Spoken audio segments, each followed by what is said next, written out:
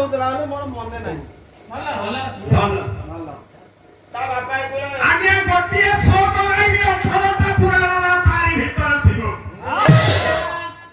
ଶ୍ଲୋକ କହିଲେ ମହୋଦୟ ଭୋଦୟ ଶୈବ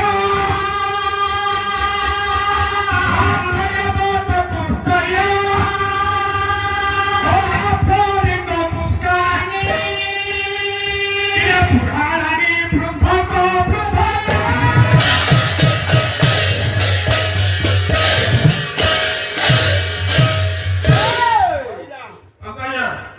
ଜାଣିପାରିଲ 18 ପୁରାଣ ନା କଣ ତମେ କହୁଛ ଯାହା ସିଆଡେ କାଣୁଛ ଆମର ଶୁଭୁନି। ଆରେ ମହୋଦୟ ମୋ ଅକ୍ଷରରେ 2ଟି ପୁରାଣ ନା ଆସିବ।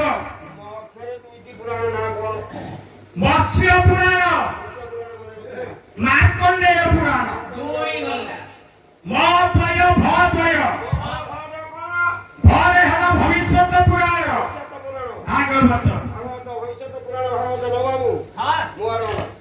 ମହୋଦୟ ଭୋଦୟ ତ୍ରୟ ଚତୁର୍ଥୟ ଚତୁର୍ଥୟ ପ୍ରଥମ ବରେ 3 ଦ୍ୱିତୀୟ ବରେ 4 3 7 ସେ 4 ହେଲା 11 ଅନାପ ଲିଙ୍ଗ ପୁଷ୍କାନି ଅରୁ ହେଲା ଅଗ୍ନି ପୁରାଣ ନାରୁ ନାରଦ ପୁରାଣ ପରୁ ପଦ୍ମ ପୁରାଣ ଅନାପ ଲିରୁ ଲିଙ୍ଗ ପୁରାଣ ଭୂରୁ ଗୃହ ପୁରାଣ ଅନାପ ଲିଙ୍ଗ ପୁଷ୍କା ତାପରେ ହେଲା ସ୍କନ୍ଦ ପୁରାଣ। এইভাবে ହେଲା 18 পুরাণ। কিন্তু এই 18 পুরাণ ভিতরে শ্রেষ্ঠ হচ্ছে কিয়ে না এই অষ্টাদশ মধ্যে সার শ্রী ভাগবত নাম চার তবে আজ্ঞা ভাগবতକୁ মহাপুরাণ কহিবার কারণ আজ্ঞା ଆପଣଙ୍କର ବେଦ ହେଲା କେତେ ଖଣ୍ଡ? ଆଜ୍ଞା ବେଦ ହେଲା 4 କିନ୍ତୁ ପ୍ରକୃତରେ ବେଦ ହେଲା 3।